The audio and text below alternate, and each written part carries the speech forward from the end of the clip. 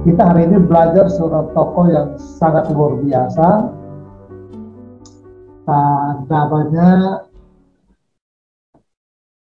John Dewey.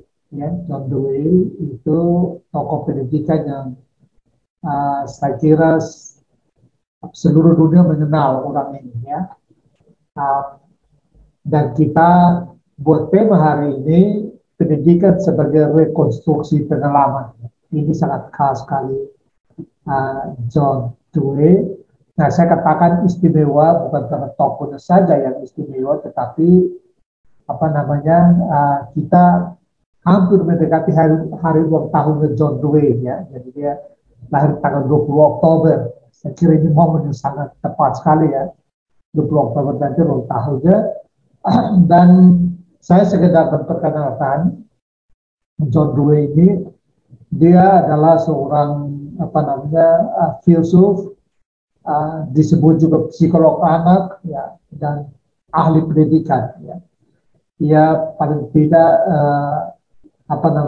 menghasilkan 40-an buku ya, lalu 700-an artikel ya. Dan salah satu buku dan salah satu artikelnya yang menjadi sumber dari materi kuliah kita hari ini. Dia sempat mengajar di Michigan, juga mengajar di Universitas Chicago. Nah, banyak terutama teori yang kalau kalian kenal learning by doing, itu sebenarnya teori dari John Dewey, learning by doing, atau experiential learning ya. Itu juga konsep-konsep yang sangat khas dalam pendidikan, itu datang dari John Dewey ya. Ya terutama learning by doing itu ya, saya kira yang paling menarik adalah dia menjelaskannya dengan metafor dan sederhana ya, yaitu kalau mengajarin orang berenang ya kasih dia nyemplung aja ke air ya, sambil dia ajar ya. Tidak bisa kita mengajari berbagai teori berenang dan berharap setelah itu dia bisa berenang. Itu tidak mungkin. Ya. Langsung ya, nyemplung. Jadi itu belajar dari pengalaman. Nah, di Chicago, Universitas Chicago, dia membuat semacam laboratorium sekolah. Ya. Nah, dia ingin menunjukkan bahwa teorinya tentang belajar dari pengalaman itu bisa diaplikasikan, dan dia bangun di sekitar 10 tahunan ya di Chicago ya.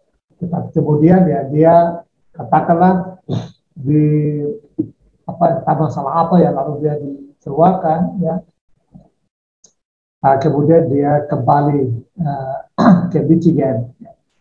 Nah, konsep berbasis pengalaman itu banyak dibahas di bukunya yang berjudul Experience and Education. Saya belum dapat buku ini ya, tapi saya dapat ringkasannya. Hanya saya tidak gunakan lebih banyak yang saya gunakan itu ada dua karyanya, salah satu buku, semua saya sudah masukkan di Flame ya. Kalian bisa download untuk baca dan salah satu dari artikel awalnya ya, jadi judulnya My Pedagogic Creed ya. Kalau kita terjemahkan kira-kira iman pedagogik saya ya. Jadi ini karya awal yang menggambarkan kematangan konsep dari Dewey berkaitan dengan pendidikan. Ya. Jadi saya kira saya juga di offline saya sudah upload di situ, kalian bisa membaca cuma sekitar 3 atau 4 halaman ya. Dan itu bahasa-bahasanya bagi teman-teman yang Kristen kayak pengakuan iman. Gaya bahasanya seperti itu. Nah itu yang lebih banyak saya pakai di dalam materi ini. Ya. Karena saya pikir itu prinsip-prinsip pokok dari ajaran filsafat pendidikan John Dewey. Nah, sebagaimana biasa, kita hari ini tujuan sesi kita adalah memahami prinsip-prinsip dasar dan gagasan pokok dari pendekatan pragmatisme ya. Banyak sebutan untuk filsafat John Dewey, tapi banyak dikenal sebagai pragmatisme. Ada juga yang menyebutnya progressivisme, yang beberapa waktu lalu saya sengaja tidak mengajarkannya karena banyak yang berkaitan dengan progresif sehingga kita bisa mengetahuinya dengan sendirinya. Lalu yang berikut kita memahami proses bagaimana pendidikan dan pengalaman individu, ya siswa seharusnya terintegrasi dalam model pembelajaran. Jadi pengalaman menjadi modal dasar dalam pembelajaran. Nah, John Dewey disebutkan ya menjadi sinonim dengan gerakan pendidikan progresif. Ya. Itu yang saya bilang progresivisme ya. Ia diakui sebagai filsuf reformis pendidikan Amerika yang paling berpengaruh. Dia juga disebut sebagai salah satu cendekiawan Amerika paling terkemuka di abad ke-20. Nah, salah satu seniornya yang sebenarnya mereka dalam berkarya sempat bersama ya, maksud bersama dalam satu era, yaitu William James. Itu mereka dua dikenal sebagai bapak filsafat pragmatisme ya. Nah, filsafat pragmatisme itu sebenarnya hidupnya dari utilitarian atau empirisme dari Inggris sebenarnya, tapi nanti dikembangkan di Amerika dengan pragmatisme. Dan sedikit menjelaskan apa itu pragmatisme atau utilitarian. Kerangka filsafat ini prinsipnya mengatakan bahwa yang benar itu adalah berguna ya. Utility ya. Jadi yang benar adalah yang berguna. Kalau tidak berguna ya itu tidak benar. Jadi prinsipnya adalah begitu ya. Katakanlah klaim ontologis ya. Apa yang benar itu adalah yang berguna. Nah, dia lahir tahun 1809 ya, tanggal 20 Oktober ya di Burlington dan meninggal tahun 52 di New York City ya. Usianya saya kira cukup ya 92 atau 93 tahun ya. Jadi usia panjang saya kira. Dan di masa hidupnya jadi sedikit latar ya untuk kita pahami kenapa gaya berpikirnya seperti nanti kita perkenalkan itu, ya mereka sedang mengalami transisi ya, pengalihan dari masyarakat pertanian yang sederhana dan tradisional ya menjadi kota-kota industri modern yang kompleks ya. Jadi ini sekian pengaruh dari revolusi industri Inggris yang kemudian berkembang cepat juga mencapai Amerika. Nah, Dewey mengembangkan gagasan pendidikan sebagian besar sebagai bentuk ya, hasil refleksi terhadap pengalaman-pengalaman transformasi yang begitu cepat dari negara pertanian ke industri, ya, bentuk masyarakat pertanian ke masyarakat industri. Nah, Philip Chan ini tulisannya juga saya kira di dalam PPP ada, Anda bisa membacanya ya. Seorang profesor di Korea mengatakan ketika sampai pada hubungan antara filsafat, demokrasi dan pendidikan, kita hampir tidak dapat menemukan filsuf yang lebih berharga daripada John Dewey. Pencarian demokrasi tidak hanya menjiwai seluruh kanvas luas karyanya, tetapi Dewey juga memiliki kepedulian yang kuat terhadap pendidikan dan nilai sosial filsafat, demokrasi, dan pendidikan sebagai tanda kelahiran Dewey. Bagi Dewey, filsafat harus memikul tanggung jawab sosial yang setara dengan panggilannya dan membantu kita menangani isu-isu dan masalah-masalah utama kehidupan sosial kontemporer. Ini kutipan langsung dari Philip Chan. Nah, saya ingin menjelaskan sedikit wawasan filsafatnya dan pragmatisme. Ya. Dan filsafat filsafat sebagaimana kalian tahu umumnya kan refleksi yang konseptual yang sangat abstrak ya. Tetapi bagi Dewey, dia bilang itu nggak ada gunanya. Ya. Filsafat itu harus bisa memberikan manfaat langsung, uh, apa namanya, bagi reformasi masyarakat. Ya. Dia harus menjadi alat sosial dan membantu kita untuk menunaikan tanggung jawab sosial kita. Nah, cara berpikir ini kalau kalian membaca Marx ya, saya kira sama ya. Filsafat kritis dari pikiran kritis Marx, kritiknya Marx itu ya berkaitan dengan filsafat, bahwa filsafat seharusnya tidak hanya berada di dunia abstrak, tetapi dia harus bisa apa namanya, memberi manfaat langsung bagi kita untuk katakanlah melakukan reformasi atau transformasi sosial. Beberapa prinsip pokok yang bisa harus dipahami dari John Dewey ya. Pertama, secara filosofis, Dewey itu seorang pragmatis dan instrumentalis ya.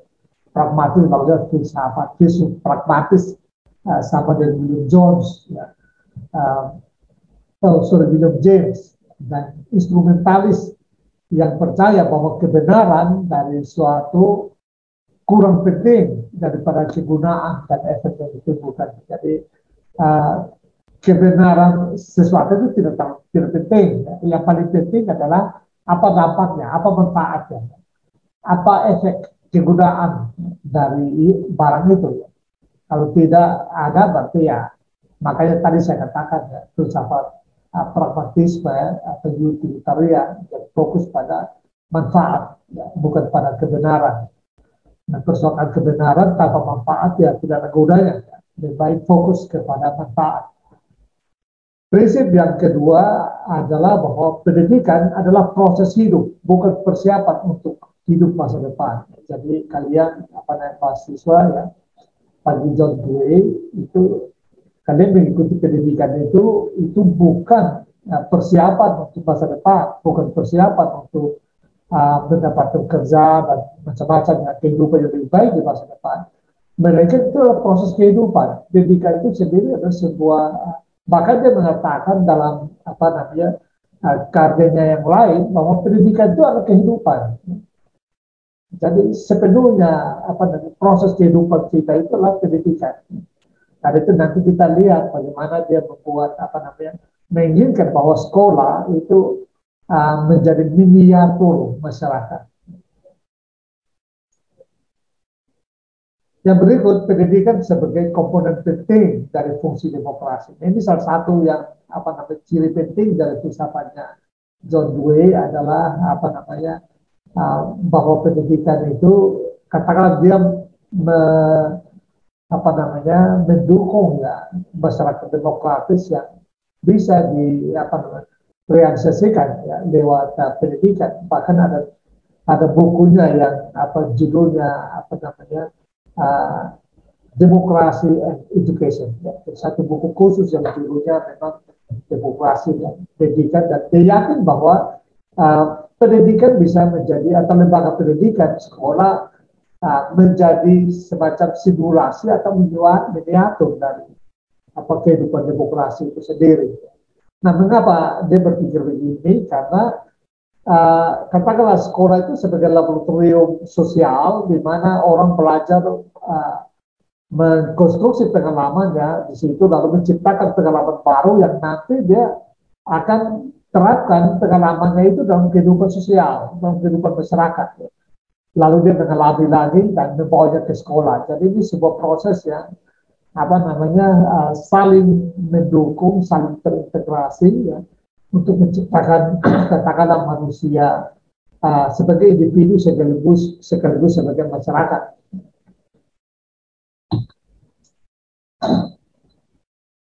Karena itu dia menjelaskan bahwa pendidikan punya dua sisi, yaitu sisi sosiologis dan psikologis. Nah, memang psikologi menjadi dasarnya karena berpikir, perilaku, cara berpikir dan macam-macam itu. Nah, naluri dan kekuatan anak itu melengkapi materi dan memberikan titik awal untuk semua pendidikan. Itu sebabnya psikologi menjadi dasar. Upaya pendidik berhubungan dengan kegiatan yang dilakukan anak atas inisiatif sendiri terlepas dari pendidik. Ya. Jadi istilahnya pendidik itu ya dia mendorong anak untuk belajar atas inisiatif sendiri. The Way sangat tidak menyarankan, ya, bahkan tidak mendukung sama sekali upaya untuk mengintervensi perilaku atau upaya untuk memaksakan sesuatu kepada anak. Itu kan proses sosial, ya, sosiologis. Ya. Nah, bila pendidikan menjadi tekanan dari luar, bisa saja memberikan hasil, tetapi tidak dapat benar-benar disebut edukatif. Dan kalau satu dipaksakan kepada anak, ya, kepada siswa atau kepada mahasiswa, maka itu bisa saja membawa hasil, membuat anaknya lebih disiplin barangkali, atau lebih aktif barangkali, tetapi bagi John Dewey itu jangka pendek, dan itu bukan pendidikan dalam pengertian yang autentik, ya, karena itu dipaksakan. Dan tanpa pemahaman tentang struktur dan aktivitas psikologis individu, proses pendidikan menjadi serampangan dan sewenang-wenang. Jadi maksudnya begini, proses psikologis pendidikan psikologi menjadi dasar pendidikan itu adalah untuk membangun cara berpikir, ya, mengkonstruksi pengalaman dan macam-macam itu, ya.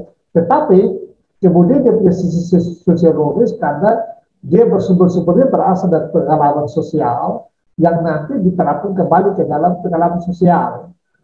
Jadi secara proses boleh dikatakan psikologis, tetapi secara fungsional dia menjadi sosiologis. Ya.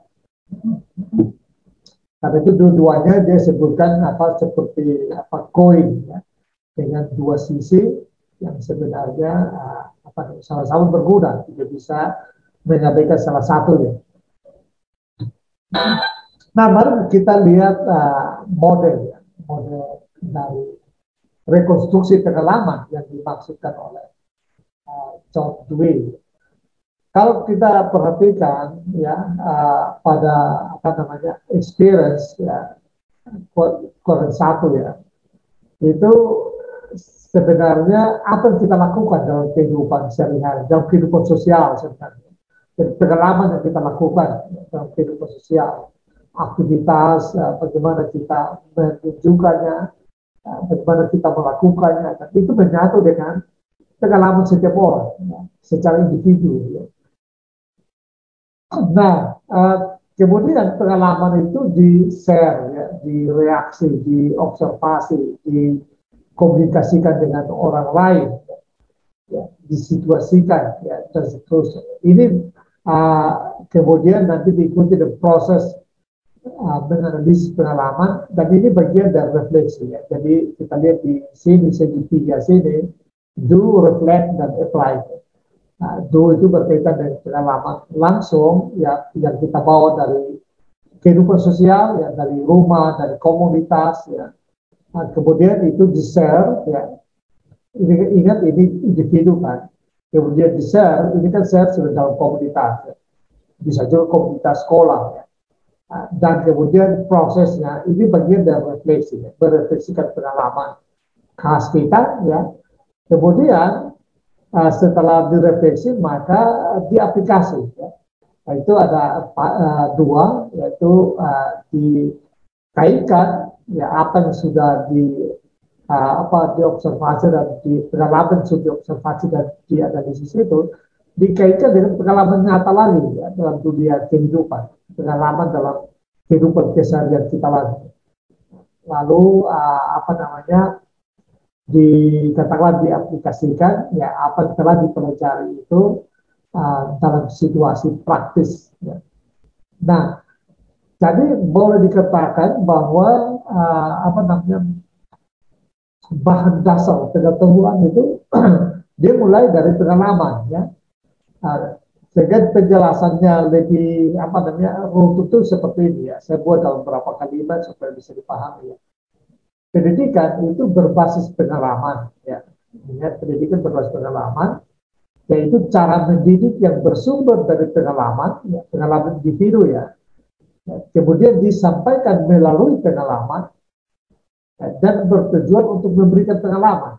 Jadi dari, oleh, dan untuk pengalaman. Karena apa? Nanti pengalaman ini akan apa namanya, pengalaman baru ya dari proses pengetahuan atau proses pendidikan ini, itu yang akan diaplikasikan lagi di dalam pengalaman sosial, dalam kehidupan di rumah, kehidupan di komunitas, dan seterusnya. Nah, karena itu pendekatannya learning by doing. Memungkinkan peserta dengan pendekatan ini, memungkinkan peserta didik atau anak-anak, ya, siswa, ya kita semua, mahasiswa, meningkatkan kualitas pengalaman yang semakin baik untuk pertumbuhan. Hidup ini kan sebenarnya memperbaiki pengalaman, kan gitu ya. Mengalami, lalu memperbaiki pengalaman, sehingga semakin hari kita, apa namanya, pengalaman kita makin berkualitas, dan pengalaman itu harus bisa dikontribusikan ya, di dalam kehidupan bersama. Nah, kesinambungan pengalaman itu penting ya bagi apa namanya John Dewey. Ya. Jadi pengalaman yang satu, pengalaman baru ya, memperkuat pengalaman yang lama ya, dan untuk menciptakan pengalaman baru. Jadi pengalaman-pengalaman individu yang ada di apa di kuadran satu ya, itu kan sebenarnya dari situ lalu setelah share dan proses ini kan akhirnya memperkaya pengalaman masing-masing. Ada share dan apa proses itu kan sudah melibatkan banyak orang. Kalau di sini masih individu, di sini sudah melibatkan katakanlah satu kelas kan gitu ya, dan termasuk siswa dan guru semua sudah terlibat di sini. Nah setelah itu ya dia sudah menghasilkan pengalaman baru kan, karena dari individu ke share bersama menghasilkan pengalaman baru itu lalu dijalankan, ya, diterapkan baik dalam kehidupan pribadi maupun dalam kehidupan sosial. Ya. Pengalaman baru dari sekolah dan dunia pendidikan itu dibawa ke dalam kehidupan keseharian, kehidupan nyata. Ya. Lalu dia kembali lagi memperkuat yang pertama lagi. Ya. Jadi prosesnya berulang-ulang. Maka dengan proses yang berulang-ulang itu, ya, lewat pendidikan, pengalaman itu makin meningkat, ya, pengalaman makin berkualitas, kan gitu ya. Katakanlah begini, Anda belajar renang, ya, seperti yang tadi ya, langsung nyemplung ya, ke kolam di rumah, misalnya kan, buat kolam kecil di rumah, lalu Anda belajar renang dengan nyemplung ke dalam dan lama-kelamaan kemudian akan sudah bisa ya. Nah, itu menjadi pengalaman individual. Tapi kemudian Anda datang ke klub ya, klub berenang ya. Nah, di situ lalu kan banyak individu-individu yang sudah mengetahui renang ya, semua saling berbagi ya, saling berenang, lalu kalian saling mengobservasi, mengamati ya, dan menganalisis. Nah, itu kan menjadi pengalaman baru bagi Anda. Anda mungkin tadinya berenang itu bebas tanpa gaya, kan gitu ya. Ya, tapi kemudian di sini di level ini Anda melihat bahwa ternyata banyak sekali gaya-gaya renang. Ya. Dan lalu Anda mulai mengobservasi gaya-gaya renang di tempat Anda, menyerap pengetahuan mereka, ya, pengalaman mereka. Lalu Anda aplikasikan ya, dalam gaya renang Anda, kan gitu ya. Nah setelah itu Anda sudah aplikasikan dalam menjadi gaya renang Anda, itu sudah akan membuat Anda memiliki gaya renang yang baru kan, yang sudah lebih hebat lagi di sini ya. Nah tapi kemudian prosesnya berulang terus ya, sehingga lama kelamaan Anda semakin menjadi seorang perenang yang ahli. Nah demikianlah konsep Dewey tentang belajar ya dimulai dari pengalaman, ya, berbasiskan pengalaman. Jadi pengalaman itu bukan sesuatu yang nanti dia stop di satu titik. Ya.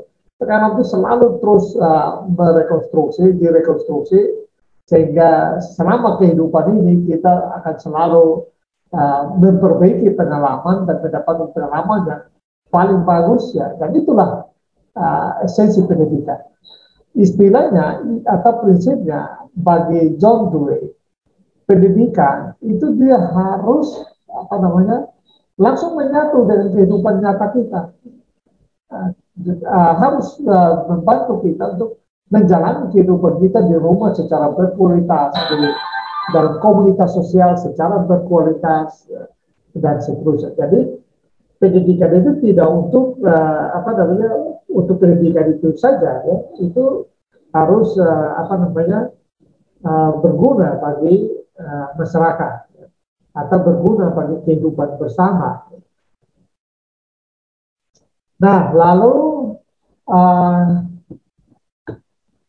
ya, saya kira saya apa namanya, dapat ini di Google, ya. Jadi saya apa namanya, itu saya kira bagus, ya. Berikanlah apa siswa-siswa sesuatu untuk dilakukan, bukan untuk dipelajari, ya. Jadi berikanlah kepada siswa sesuatu untuk dilakukan dan bukan dipelajari. Dan dengan melakukan itu, ya, mereka akan memicu pikiran mereka secara alamiah. Jadi akhirnya mendapatkan hasil baru, ya, hasil yang secara alamiah. Jadi dia sangat mendorong, John Dewey sangat mendorong untuk apa namanya, pembelajaran-pembelajaran yang alamiah, yang natural, ya. Tidak mau sesuatu yang diintervensi, dipaksakan dengan aturan macam-macam, ya, disiplin macam-macam, itu tidak alamiah bagi John Dewey. Jadi harus secara alamiah, karena hanya dengan alamiah, ya, dengan membuat siswa bermain atau melakukan sesuatu, maka dia dengan sendirinya akan apa namanya, memikirkannya, ya. Lalu dia menyimpulkannya sendiri karena dia menjadi pelaku. Nah, sebelum lanjut saya harus buat declare dulu, ya, apa namanya, bahwa sebuah gambar dan apa ya yang digunakan dalam PowerPoint ini saya ambil dari Google, ya. Jadi bisa saja nanti karena saya apa namanya, masuk dalam plan YouTube UKSW, ya, mungkin kalau ada yang nonton dan merasa itu gambarnya dia, ya, sekali lagi saya pinjam hanya untuk memberikan pembelajaran, ya, untuk mengajar ini, ya. Jadi tidak punya maksud untuk katakanlah bisnis atau apa, ya. Nah, jadi hanya meminjamnya untuk bisa memberikan apa, menyampaikan pengajaran ini. Sebuah gambar maupun potongan-potongan apa namanya, ya, gambar lah, ya, itu semua dari YouTube, dari Google. Oke, kita lanjut. Sekarang apa itu belajar? Kita mulai masuk pelan-pelan ke inti apa namanya yang diajarkan oleh John Dewey. Bagi John Dewey, belajar pada dasarnya adalah aktivitas yang muncul dari pengalaman pribadi. Saya kira di model tadi sudah saya jelaskan, ya, bergulat dengan ragam masalah. Jadi ketika Anda melakukan sesuatu, bergulat dengan sesuatu, disitulah pembelajaran dimulai, ya. Jadi setiap mendapatkan sesuatu itu Anda harus bersyukur, bahkan mendapatkan masalah besar sekalipun juga, ya. Bagi John Dewey itu kesempatan belajarnya, ya. Karena itu belajar itu dia metaforakan dengan penjelajahan. Dan belajar adalah menjelajahi hingga membuat petanya. Nah, belajar dalam model konvensional menurut John Dewey itu hanya memberikan peta, ya, dan bukan pengalaman penjelajahan, ya. Nanti saya akan jelaskan ini secara lebih detail, ya. Nah, dalam penjelajahan dan peta, faktor psikologi dan sosiologis bersinergi. Ini juga akan saya jelaskan di slide berikut, ya. Karena tadi kita sudah masuk ke dua dimensi pendidikan, yaitu psikologi dan sosiologi, dan bagaimana keduanya ini bisa ditemukan lewat metafora penjelajahan. Nah, model pembelajaran konvensional yang hanya mengajarkan peta menurut John Dewey telah mengisolasi pendidikan dari kehidupan autentik dunia real. Banyak kali, ya, kita sekolah, ya, dapat apa namanya, katakan teori-teori di sekolah, lalu kita pikir ini untuk apa, ya? Ya, pulang ke rumah atau ke dalam komunitas kita mulai pikir ini manfaatnya apa untuk masyarakat, ya. Nah, saya kira itu yang dikritik oleh John Dewey, ya. Jadi dengan memberikan kepada mahasiswa baca literatur, baca ini, baca itu, apa namanya, ya, kemudian nanti tidak ada hubungannya dengan kehidupan sosial, dalam kehidupan komunitas, dan kehidupan keluarga. Nah, itu yang disebut dengan mengisolasi pendidikan dari dunia real. Jadi dunia pendidikan itu berkembang sebagai sesuatu yang sangat asing sekali, ya, karena itu orang makin belajar makin apa namanya, katakanlah terasing dari masyarakat. Kadang-kadang saya sebut misalnya kalau karena saya juga sempat mengajar apa namanya Pancasila ya, pendidikan Pancasila. Kadang-kadang saya mengatakan bahwa ya kita banyak orang-orang pintar makin banyak ikut pendidikan, malah makin hidupnya makin jauh dari Pancasila. Coba kalian perhatikan ya, orang-orang yang misalnya koruptor atau katakanlah kejahatan-kejahatan besar itu justru dilakukan oleh orang-orang yang ikut berpendidikan. Ya. Jadi, wah ini berarti pendidikan ngapain aja dengan konstruksi sosial kita yang Pancasilais. Semakin ke desa kita makin bertemu dengan masyarakat yang sangat Pancasilais, ya. Orangnya ramah, jujur, ya. Tidak ada pencurian, tidak ada korupsi. Makin ke desa seperti itu. Makin ke kota, makin apa namanya, makin jauh dari dunia Pancasila. Nah ini apa semacam keresahan saya sebenarnya, tapi menggambarkan bagaimana pendidikan itu mengasingkan kita ya dari apa namanya nilai-nilai khas kita yang sebenarnya, ya, nilai asli kita. Nah itu yang dirasakan oleh John Dewey. Pendidikan harusnya memperkuat pengalaman bersama itu, nilai-nilai bersama itu. Nah, itu contoh yang apa namanya praktis supaya kalian bisa paham. Nah, model pembelajaran konvensional hanya mengajarkan peta itu maksudnya hanya mengajarkan ya literatur, konsep-konsepnya orang. Ya. Tapi tidak mengajarkan orang untuk katakanlah menciptakan peta. Ya. Nanti kita akan lihat di slide berikut. Ya. Dua berpendapat bahwa pendidikan pendidikan yang sekarang maksudnya ya, hanya memberikan kumpulan fakta, yaitu peta yang tak habis-habisnya ditumpahkan kepada mahasiswa. Jadi berbagai literatur dipaksakan, kalian harus baca ini, baca itu, dan macam-macam itu. Saya kira pendidikan kita begitu ya. Kritik John Dewey ini sampai sekarang masih sangat relevan ya. Pendidikan kita masih seperti, bukan cuma Indonesia ya, tapi di beberapa negara yang masih ada dalam situasi yang dikritik oleh John Dewey. Nah, peta itu seperti buku teks, ya, itu hanyalah abstraksi yang tidak lagi membuat pengalaman langsung. Ya. Rasa haus, keberanian, keputusasaan, adrenalin, dan penerobosan. Jadi begini, ini supaya diceritakan tuntas begini. Kalau Anda lakukan penjelajahan, ya ini saya sengaja ambil gambar ini ya, orang yang menjelajah dengan dia peta ya. Kalau Anda melakukan penjelajahan, ya, Anda akan mengalami rasa haus, ya, rasa putus asa, Anda bahkan sesat jalan, ya. Anda bisa juga bertemu dengan hewan-hewan hutan liar ya, yang berbahaya. Ya. Ular berbisa barangkali, Anda harus lakukan penerobosan, harus adu adrenalin ya, itu kan semua menyatu ya. Tetapi kemudian Anda bisa keluar dari atau sukses ya menyelesaikan penjelajahan itu ya. Dan kemudian barangkali Anda kemudian membuat petanya ya, peta penjelajahan Anda. Ya. Jadi Anda betul-betul menikmati atau mengalami perjalanan suka dukanya bahkan dari saat di mana mungkin ada kelaparan ya, lalu Anda harus mencari apa saja untuk bisa dimakan ya, buah atau apapun juga, ubi-ubian atau apapun juga untuk bisa dimakan. Itu kan pengalaman penjelajahan itu sangat kaya sekali, penuh dengan emosi ya, saat-saat yang sulit dan juga saat-saat yang senang. Ketika Anda selesai ada buat peta yang katakanlah Anda rayakan ya untuk membantu orang untuk lakukan penjelajahan bersama dengan menggunakan peta Anda. Nah itulah metafor yang hebat terhadap pembelajaran. Nah kalau Anda hanya membaca peta saja, diberikan pelajaran tentang peta saja, yaitu fakta-fakta, literatur, membaca. Itu kan berarti membaca peta orang. Ya. Ketika kita membaca buku kan itu peta orang sebenarnya. Yang sebenarnya dia memetakan pengalaman-pengalamannya dia, lalu ditulis dan kita belajar. Jadi itu berarti hanya mempelajari peta. Nah, John Dewey bilang, ya itu tidak ada gunanya. Karena apa? Karena Anda yang mendapatkan proses sosialnya, yaitu mempelajari atau pendapat.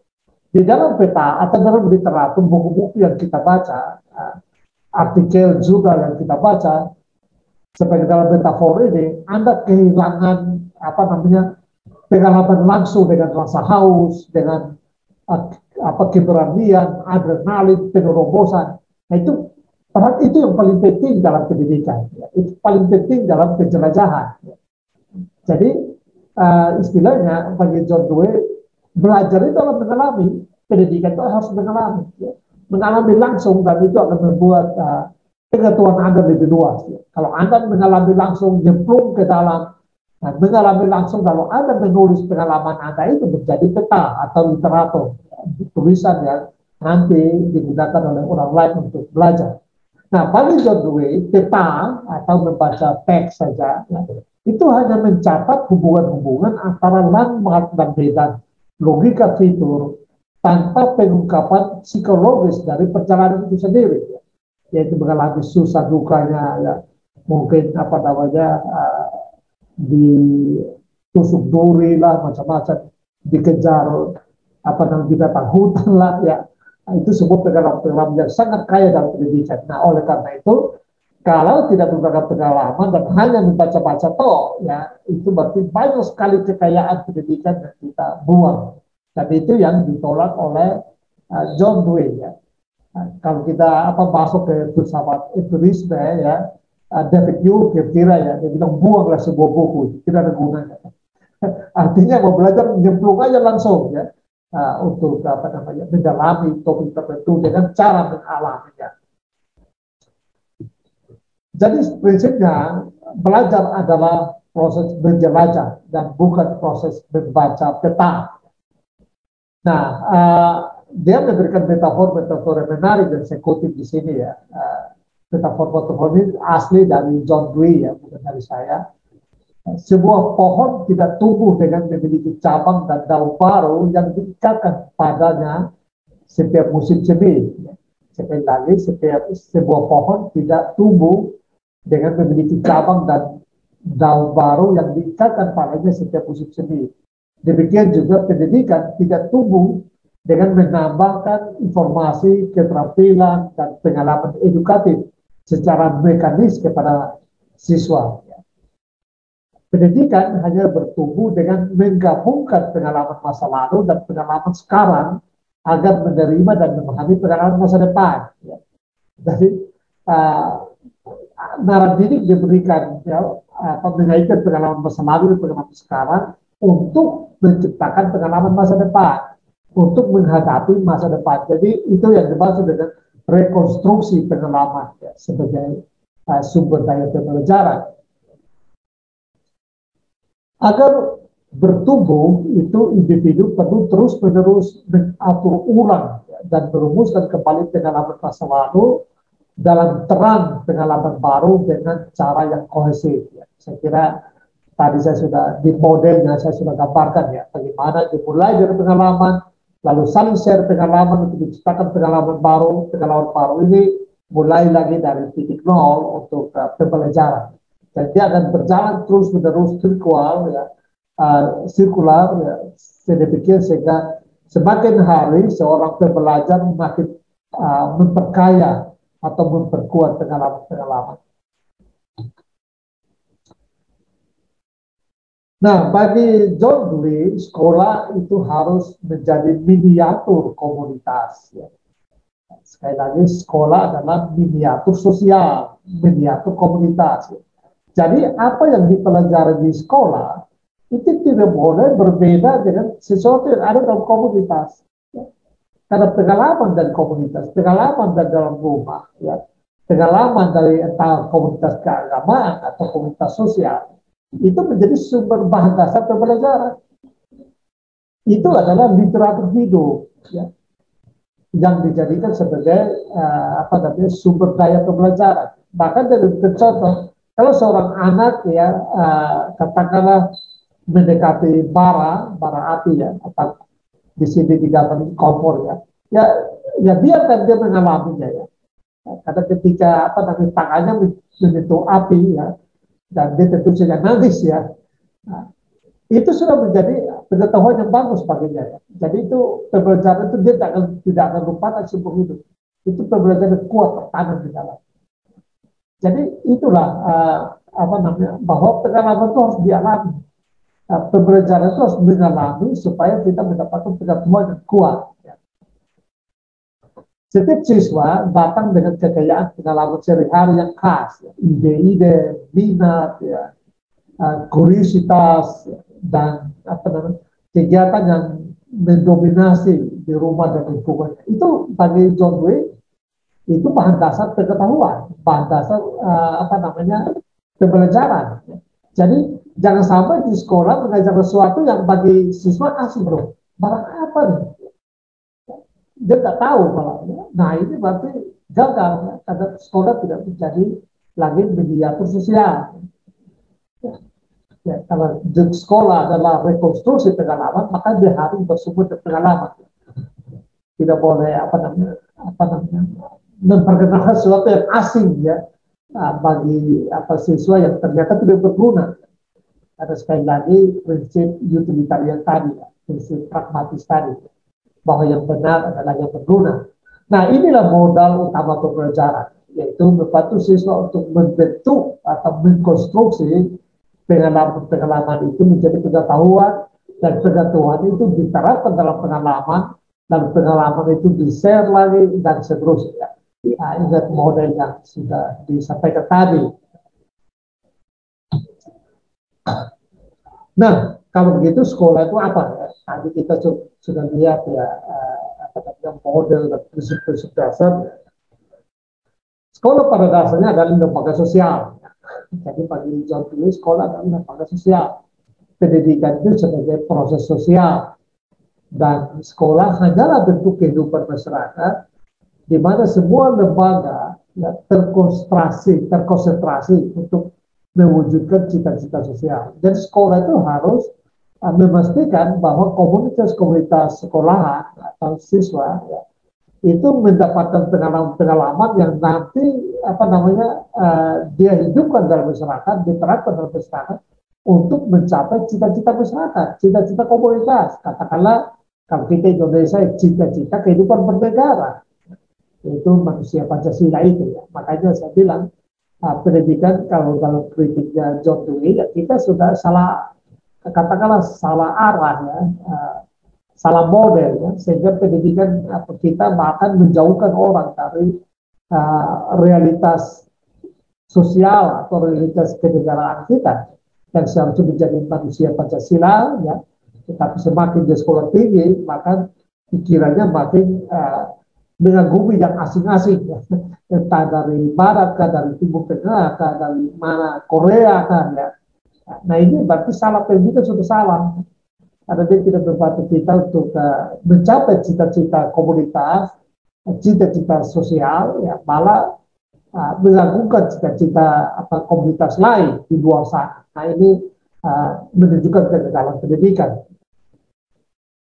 Pendidikan adalah proses hidup ya, dan bukan persiapan untuk kehidupan masa depan. Ya, sekali lagi, kehidupan itu adalah, pendidikan adalah kehidupan. Jadi pendidikan tidak dimaksudkan mempersiapkan siswa untuk menjalani masa depan yang lebih baik itu. Tetapi pendidikan itu adalah sebuah proses kehidupan. Jadi tidak bagi John Dewey tujuan ya, dan proses itu satu, tidak bisa dipisahkan. Tapi pendidikannya kepada proses. Ya. Jadi tujuan masa depan yang hebat itu tidak bisa memisahkannya dari proses pendidikan yang sedang berlangsung, dia harus menyatu. Nah, sekolah itu adalah representasi kehidupan nyata di masyarakat. Sekolah adalah miniatur sosial. Sekolah adalah simulasi kehidupan. Sekolah adalah representasi, model dan kehidupan dalam masyarakat. Oleh karena itu, sekolah berfungsi vital bagi anak, ya, sama halnya dengan yang dia jalani di rumah, di lingkungan sekitar atau di tempat bermain. Jadi sekolah itu ya sekali lagi jangan sampai dia menjadi asing bagi anak-anak, ya, bagi siswa atau bagi mahasiswa. Mereka mengalami apa yang ada di rumah, apa yang ada di lingkungannya di sekolah. Ya. Tapi di sini memungkinkan saling share pengalaman, ya, sedemikian sehingga dia mendapatkan pengalaman yang lebih kuat, dan kemudian nanti dia terapkan lagi dalam komunitasnya, dalam keluarganya, sehingga ikut juga ya membentuk lingkungannya ya menjadi lebih baik dalam bentuk sharing pengalaman tadi, pengalaman kehidupan. Jadi boleh dikatakan pengalaman adalah tatanan kehidupan itu sendiri. Norma-norma sosial, ya, norma-norma apa dalam keluarga itu dengan sendirinya dia bertumbuh berkembang dengan pendidikan yang melakukan rekonstruksi terhadap pengalaman-pengalaman. Sekolah adalah kehidupan sosial yang disederhanakan. Jadi sekolah dunia sosial yang kompleks ya, yang begitu banyak beragam itu katakanlah disederhanakan dalam institusi yang kita sebut di sekolah. Tetapi penyederhanaan itu sekali lagi merupakan representasi dari komunitas atau dari masyarakat. Nah, oleh karena itu kehidupan sekolah harus tumbuh secara bertahap dari kehidupan rumah tangga, bahwa ia harus melakukan dan melanjutkan kegiatan yang sudah biasa dilakukan di rumah. Ya, jadi sekali lagi sekolah itu membantu siswa untuk melakukan apa yang sudah biasa dilakukan di rumah, tetapi di sekolah tentu dengan cara yang atau kadang lewat saling share pengalaman dari rumah, ya, masing-masing rumah siswa, ya, maka di situ dia akan apa namanya makin kaya pengalamannya, makin kuat, makin kaya, makin bervariasi. Sama seperti tadi saya sudah menjelaskan lewat metafora renang, ya, berenang tadi. Bagaimana berenang sebagai individu di rumah, kemudian masuk ke dalam komunitas renang, sehingga di situ saling belajar, saling berkaya, kemudian kembali dilakukan menjadi pengalaman pribadi yang lebih kaya dan seterusnya. Prosesnya berlangsung terus-menerus. Tempat dan pekerjaan guru di sekolah itu harus ditafsirkan dari dasar yang sama. Guru tidak berada di sekolah untuk memaksakan ide-ide tertentu, ya, atau untuk membentuk kebiasaan tertentu kepada anak. Ingat, ini bagi John Dewey ini intervensi dari luar, ya, paksaan dari luar individu itu sendiri. Ya. Ini aspek sosiologi dan psikologi.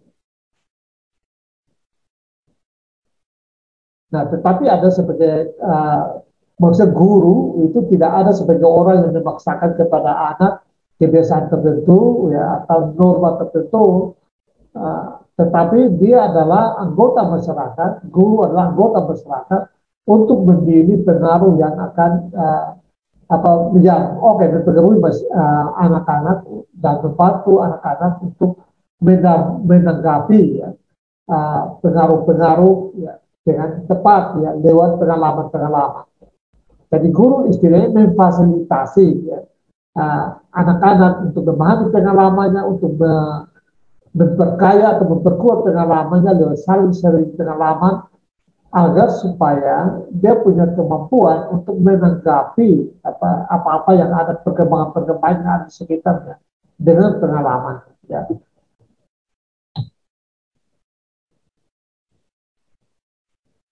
Nah, kalau begitu sekolah yang macam itu, lalu bagaimana model pendidikan? Nah, bagi John Dewey, pendidikan tidak dapat disatukan dalam studi sains atau yang disebut juga studi alam, ya, natural, ya, karena terlepas dari aktivitas manusia. Alam itu sendiri bukanlah satu kesatuan kalau menurut John Dewey. Alam itu adalah sejumlah objek yang beragam dalam ruang waktu, dan mencoba menjadikan alam sebagai pusat kerja itu dengan sendirinya adalah memperkenalkan prinsip radiasi, daripada prinsip konsentrasi. Jadi apa namanya, menyatukan sains, ya, studi sains di dalam apa, katakanlah dalam pendidikan itu bukan ditolak sebenarnya, tetapi dengan melepaskannya dari pengalaman individu, pembentukan individu dan kebutuhan sosialnya, yaitu istilahnya ya lebih bersifat radiasi. Ya. Nah, kita dapat manfaatnya dari itu. Nah, saya harus tekankan bahwa itu bukan berarti apa namanya dia menolak pendidikan sains ya. Bahkan nanti pendidikan sastra sedih pun itu didukung, tetapi dalam pengertian untuk reformasi atau rekonstruksi apa namanya uh, pengalaman demi mencapai tujuan-tujuan sosial. Nah, isi pendidikan menurut John Dewey harus mendekatkan pada tindakan, bukan kognisi, bukan pengetahuan kognisi kognitif, ya. Bukan membangun intelektualitas, tetapi untuk memperkuat tindakan. Dan pendidikan harus membuat orang memiliki tindakan-tindakan yang lebih praktis, tindakan yang lebih tepat, tindakan yang lebih bijak dan macam-macam. Jadi bukan pengetahuan isi kepala yang diperkaya, melainkan ketepatan tindakan yang harus disiapkan oleh pendidikan. Ya. Bagi John Dewey, kita akan mendahului kesadaran ekspresi. Jadi apa namanya, kalau pendidikan itu hanya memberikan penekanan kepada katakanlah mengisi pengetahuan, ya, ini menggunakan metafornya John Locke, ya, tabula rasa, ya, yang menandakan manusia itu kosong, kertas putih, sehingga pendidikan mengisinya dengan pengalaman. Itu ditolak oleh John Dewey karena setiap manusia punya pengalaman. Nah, kalau pendidikan itu hanya mengisi ya, siswa dengan pengetahuan yang memperkaya kognisinya, memberikan nutrisi pada kognisinya, ya itu sebenarnya tidak ada guna. Ya. Karena apa, membuat siswa atau mahasiswa akan pasif. Kenapa pasif? Karena semua yang diberikan itu datang dari luar, yang dipaksakan, ditumpahkan kepada siswa atau mahasiswa untuk ditelannya, ya, meskipun itu benda asing baginya, tapi dipaksa untuk ditelan. Nah itu yang menurut John Dewey secara sosiologis, ya, itu melawan kodrat, tidak selalu kodrat, ya. Nah, oleh karena itu pendidikan harus mendekati tempat tindakan. Dengan bertindak, ya, maka kognisinya dengan sendirinya dia mengisi kognisinya sendiri, dia mengisi pengetahuannya sendiri. Ya. Ingat metafora penjelajah tadi, ya. Dengan membawa dia menjelajahi, maka dia akan dengan sendirinya dia membuat petanya. Dengan jadi tidak perlu disuruh pun dia akan membuatnya, ya. Karena dia cukup menggambarkan dia mulai dari mana, lalu dia lewat mana, bertemu apa, ya, di mana ada jurang, sebaiknya menghindari apa, ya, karena peta yang dibuatkan untuk penjelajah berikut kan. Nah, jadi artinya dengan fokus kepada tindakan, maka pengetahuan dengan sendirinya terbentuk secara natural. Ingat, John Dewey tidak suka sesuatu yang tidak natural. Pendidikan sekalipun juga dia harus berproses secara natural, tidak boleh dengan gaya mengamputasi, ya, atau melakukan okulasi, ya, okulasi pendidikan, memaksakan sesuatu ditempelkan kepada kognisi siswa dengan harapan supaya dia menjadi tumbuhan hibrid, ya, jadi buah semangka berdaun sirih. Saya kira itu tidak diinginkan oleh John Dewey. Ya. Dia ingin ya menjadi benas, harus benas yang khas, ya, menjadi apel, ya apel Indonesia. Jangan campur-campur apel dengan sesuatu yang datang dari luar. Ya. Itu yang dimaksud. Jadi, nah, pendidikan adalah metode fundamental dari kemajuan dan reformasi sosial. Dan pendidikan tidak boleh dilepaskan. Pendidikan ada untuk ya tujuan sosial. Karena itu pendidikan makanya dia harus memfasilitasi reformasi sosial, demokrasi. Ya ini hal yang selalu ditekankan berulang-ulang oleh John Dewey adalah pendidikan sebagai mediatur demokrasi, mediatur sosial yang tujuannya adalah mengembangkan demokrasi dalam masyarakat dan juga reformasi sosial dari pendidikan. Semua bentuk reformasi yang hanya bersandar pada pemberlakuan hukum atau ancaman hukuman tertentu, ya, atau pada perubahan pengaturan mekanis atau lahiriah, itu adalah sementara dan sia-sia. Jadi sesuatu dipaksakan itu sia-sia bagi John. Kita mempelajari teori-teori ideologi politik macam-macam itu ya, yang katakanlah bertentangan dengan Pancasila misalnya, ya, itu sia-sia dan sifatnya sementara. Ya. Anda mungkin menyukai tarian Korea, apa namanya, Cece Trambo, warna-warni lah, macam-macam. Tapi ya itu sementara, ya. Mungkin 1-2 tahun atau sudah bosan, sudah ganti gaya kan gitu kan. Nah, karena itu sesuatu yang ditampilkan dari luar. Atau kita belajar langsung ya, sesuatu yang ada dalam komunitas kita, ada dalam apa namanya, nilai-nilai asli kita ya, itu akan menjadi kuat abadi ya, dan itulah pengetahuan yang sebenarnya menjadi. Pendidikan adalah pengaturan dari proses datang ya, untuk berbagi dalam kesejahteraan sosial yang saya sebutkan tadi ya, berbagi pengalaman ya, dalam kesejahteraan sosial, dan bahwa penyesuaian aktivitas individu atas dasar kesejahteraan sosial ini adalah satu-satunya metode rekonstruksi sosial yang pasti. Jadi rekonstruksi itu dia membutuhkan bahan dasar, dan bahan dasar itu adalah dari pengalaman-pengalaman penjelajahan ya, dalam tanda kutip ya, penjelajahan individu.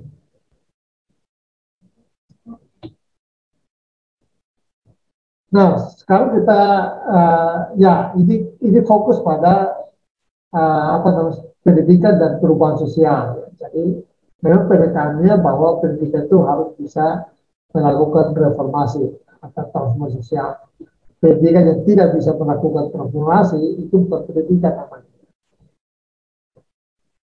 Konsep pendidikan dalam upaya untuk melakukan transformasi atau perubahan sosial itu merupakan kesadaran sosial, sehingga dia memperhatikan cita-cita, baik cita-cita individu maupun cita-cita sosial, karena individu adalah komponen sosial yang ada di dalam institusi pendidikan yang sebagai mediator sosial tadi memperkaya pengalamannya, merekonstruksi pengalamannya untuk kembali ke dalam kehidupan sosial dan melakukan transformasi. Ya.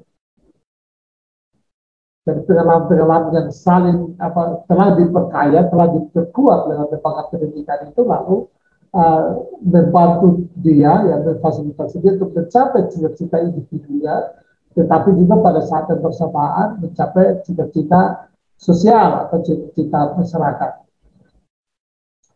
Nah, sosialitas ya, disebut mencapai cita-cita sosial atau pendidikan memiliki unsur sosialistik, itu karena mengakui bahwa karakter yang benar ini tidak dibentuk hanya oleh ajaran, oleh contoh atau nasihat individu, melainkan oleh pengaruh bentuk tertentu dari kehidupan komunitas. Ya. Karena dia adalah pendidikan dalam miniatur komunitas. Kan. Nah, sekolah yang ideal itu memiliki rekonsiliasi cita-cita individualistis dan institusional. Itu sekali lagi, sekolah yang ideal itu di dalamnya dia bisa membantu individu untuk mencapai cita-citanya sekaligus cita-cita sosial. Jadi cita-cita individu tidak bisa terpisah ya, dari cita-cita sosial. Ya.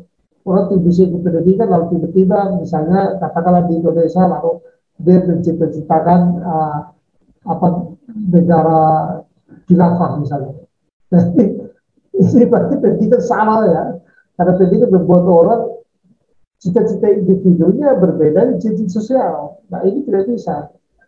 Makanya apa John Dewey sebut dengan harus pendidikan harus bisa merekonsiliasi ya, cita-cita individu dengan cita-cita sosial, cita-cita masyarakat, cita-cita negara. Kalau orang makin tinggi pendidikannya, seharusnya dia makin cinta Pancasila, dia makin apa namanya memiliki kualitas tindakan untuk merealisasikan Pancasila baik dalam kehidupan pribadi maupun dalam kehidupan sosial, bukan sebaliknya. Nah, memiliki cita-cita yang lain ya, dan mengagungkan cita-cita itu yang berbeda dengan cita-cita komunitas atau cita-cita sosial.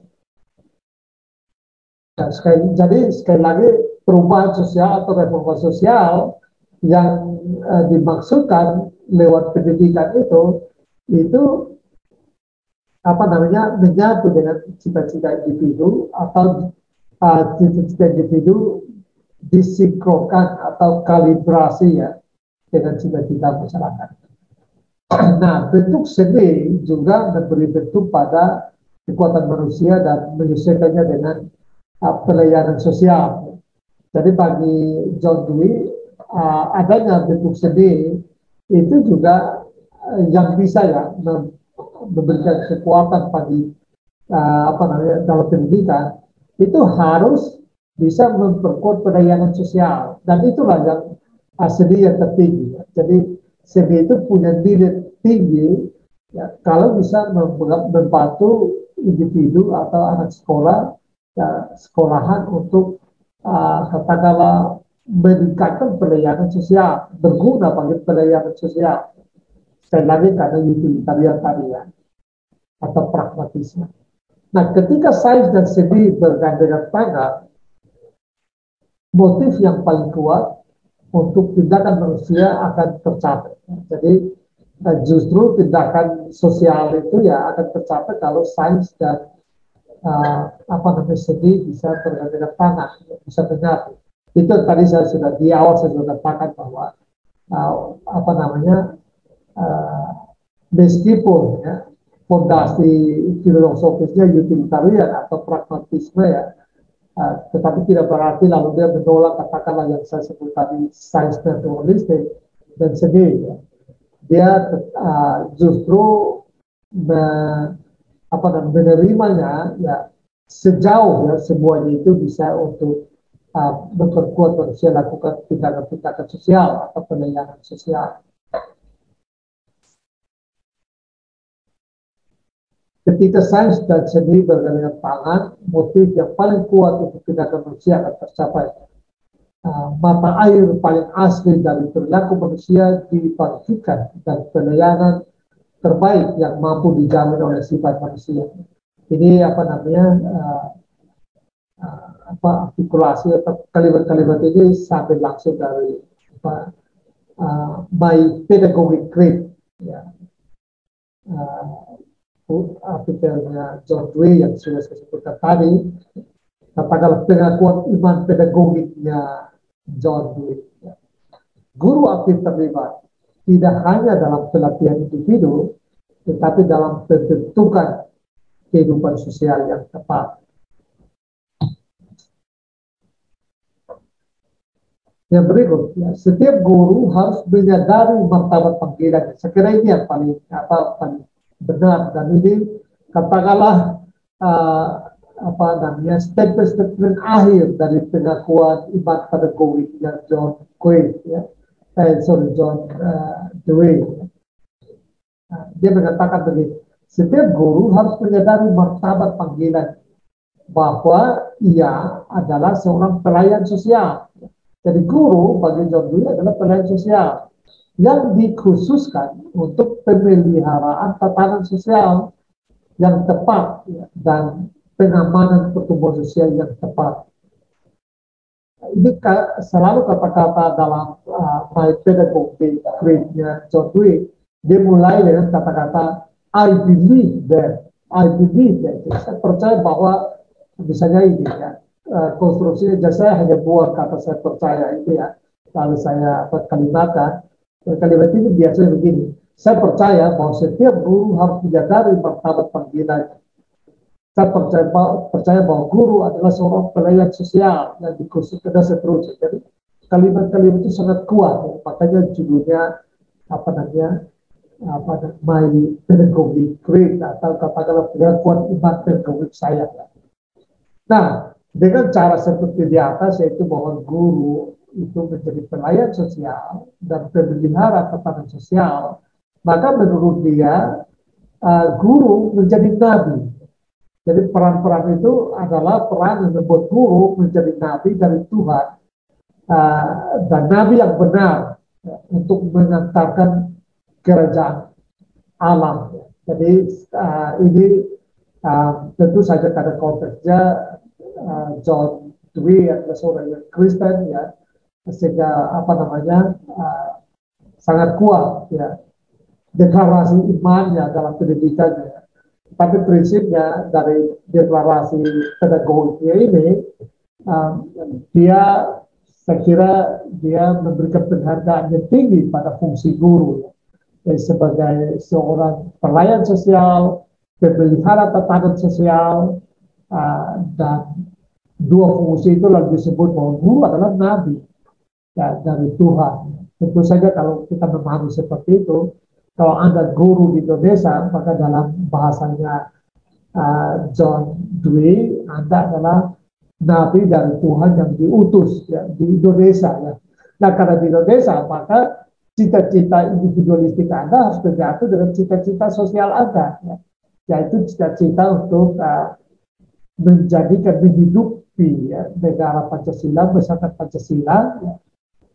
Jadi hidupi menjadi cita-cita individualistik Anda sebagai guru, tetapi juga pada saat yang bersamaan Anda melengkapi murid-murid dengan cita-cita yang sama, sehingga dalam kehidupan sosial mereka, lalu mereka bisa, ya, menciptakan kehidupan yang Pancasila di mana pun mereka berada, ya, bahkan dalam rumah, dalam komunitas dekat, ya, dan secara keseluruhan pada akhirnya kita katakanlah Indonesia, ya, menjadi masyarakat Pancasila. Itulah fungsi kenabian, ya, kenabian tentu dalam tanda kutip, ya, di dalam lokalitas atau dalam skop sosiologis, ya, karena pendidikan sekali lagi menurut John Dewey adalah aspek psikologi dan sosiologis, ya. Dan dalam skop sosiologis yang bernama Indonesia. Nah, saya kira itu ide-ide besar dari John Dewey, ya. Saya berikan akhiri ini dengan coba melihat bagaimana dia menjelaskan kurikulum, ya. Kurikulum itu kesana itu bagaimana, ya. Nah, bagi John Dewey, kurikulum sekolah itu harus berisi pengalaman yang relevan, ya, dan kesempatan untuk berbagi pandangan, ya. Ingat modelnya tadi, ya, datang dengan pengalaman individu, masuk ke refleksi, ya, di mana saling share pengalaman, ya, dengan sesama siswa yang lain, ya, untuk membentuk pengalaman baru. Nah, siswa perlu merekonstruksi pengetahuan. Jadi ini bayangan di kelas, ya, kurikulum bayangkan di kelas. Merekonstruksi pengetahuan dari pengalaman dengan bentuk pemahaman, penemuan makna, dan diskusi, ya. Just dengan saling share di kelas, ya, lalu dia membentuk pengalaman baru. Pembelajaran berbasis aktivitas, ya. Karena itu belajar sambil melakukan atau learning by doing. Ingat, memang teori learning by doing ini adalah teori dari John Dewey, atau experiential learning, itu juga konsep atau teori dari John Dewey. Nah, bagaimana anak-anak? Siapa anak-anak? Ya, atau katakanlah klaim antropologis, ya. Bagi John Dewey, anak itu memiliki naluri, ya, dan kecenderungan sendiri. Tetapi naluri dan kecenderungan itu kita tidak tahu. Maksudnya sebagai guru kita tidak tahu apa artinya. Nah, sekolah membantu kita dengan mendalami atau membiarkan anak-anak saling share itu, ya, pengalamannya itu. Lalu kita mencoba menerjemahkan, ya, pengalaman-pengalaman anak-anak itu di dalam apa yang disebut persamaan sosial, ya.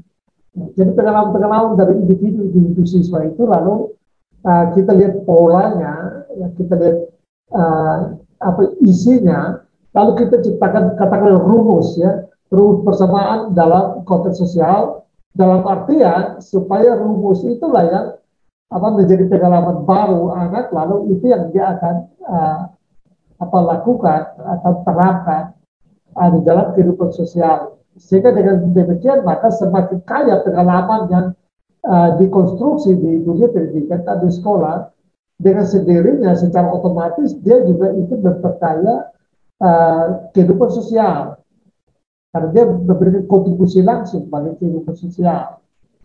Itu yang dimaksud sekaligus apa namanya masyarakat sebagai sekolah sebagai mediator masyarakat. Nah, kita harus bisa membawa anak-anak kembali ke masa lalu sosial dan melihatnya sebagai warisan dari aktivitas ya, katakanlah generasi sebelumnya. Maksudnya pengalaman yang mereka alami itu kan aktivitas bentukan dari generasi sebelumnya. Ya. Tetapi kan terus menerus mengalami proses pengayaan lewat pendidikan. Nah, kita harus dapat memproyeksikan mereka ke masa depan untuk melihat apa hasil dan akhir mereka nanti. Memproyeksikan itu lewat persamaan sosial tadi. Dan persamaan sosial itu sekali lagi dibangun dari apa namanya pengalaman individu. Individu yang akan dididik adalah individu sosial. Jadi dia betul individu, tapi dia juga sosial, punya sosialitas. Ya. Jadi bukan individu yang individualistik ya. Dan masyarakat adalah kesatuan organik individu. Individu ini tidak bisa dicabut dari sosialnya, akar sosialnya. Itu yang dimaksud dengan ketika kita memberikan pembelajaran yang lain, ya merasuki siswa dengan katakanlah bacaan-bacaan dari luar yang bukan dari pengalamannya, yaitu berarti kita mencabut dia dari akar sosialnya. Atau yang disebut tadi dengan pendidikan menjadi terasing dari kehidupan nyata. Dan itu sangat ditolak oleh John Dewey, bahkan menjadi sasaran kritik yang keras dari John Dewey. Saya kira kritik itu masih ampuh atau masih relevan sampai saat ini. Jika kita menghilangkan faktor sosial dari anak, ya, artinya mencabut anak dari akar sosialnya, berarti kita hanya memiliki abstraksi. Jika kita menghilangkan faktor individu dari masyarakat, kita hanya akan memiliki massa, ya, massa kumpulan orang-orang yang tidak bergerak dan tidak bernyawa. Karena kita telah mencabut dia dari rahimnya, rahim sosial.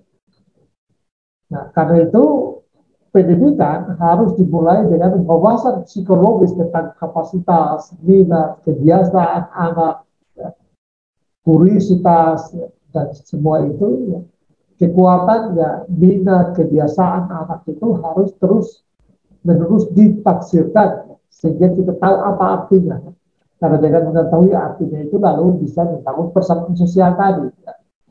Anak-anak harus diterjemahkan ke dalam istilah persamaan sosial atau ekuivalen sosial, ke dalam istilah apa yang mereka mampu dalam cara pelayanan sosial. Jadi persamaan sosial yang dimaksud itu adalah agar menjadikan mereka menjadi pelayan sosial, menjadi katakanlah anggota masyarakat yang berkontribusi ya, membangun masyarakat, yaitu membantu masyarakat, membantu komunitas untuk mencapai cita-citanya.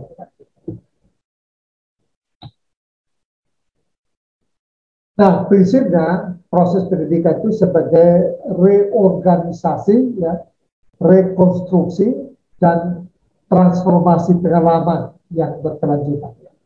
Nah, sebut berkelanjutan ini ya apa namanya? Karena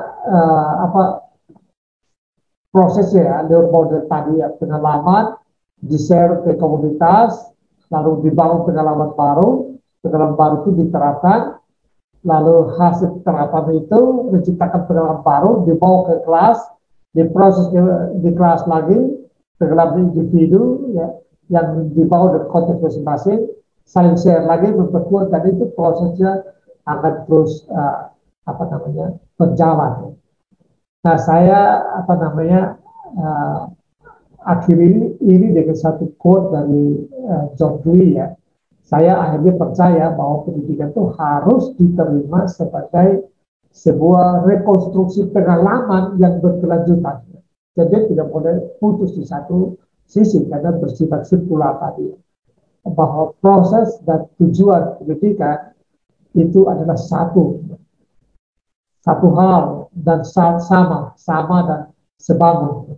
Jadi proses dan tujuan pendidikan itu tidak berbeda, bukan dia satu. Saya kira saya akhiri di sini. Silakan kalau ada mau berdiskusi, saya berikan kesempatan. Ini referensi saya sertakan di sini, ya. Saya sudah upload juga di Flat, Anda bisa membacanya, ya, dari James Garrison dan Stephen Goldberg, John Dewey's Philosophy of Education and Introduction, and the contextualization for our times, ya, terutama di saya ambil dari bab 2, ya, part 2, judulnya Education as Reconstruction of Experience, the Constructive Term, ya. Lalu artikelnya John Dewey tadi yang saya sudah sebutkan, My Pedagogic Creed, ya,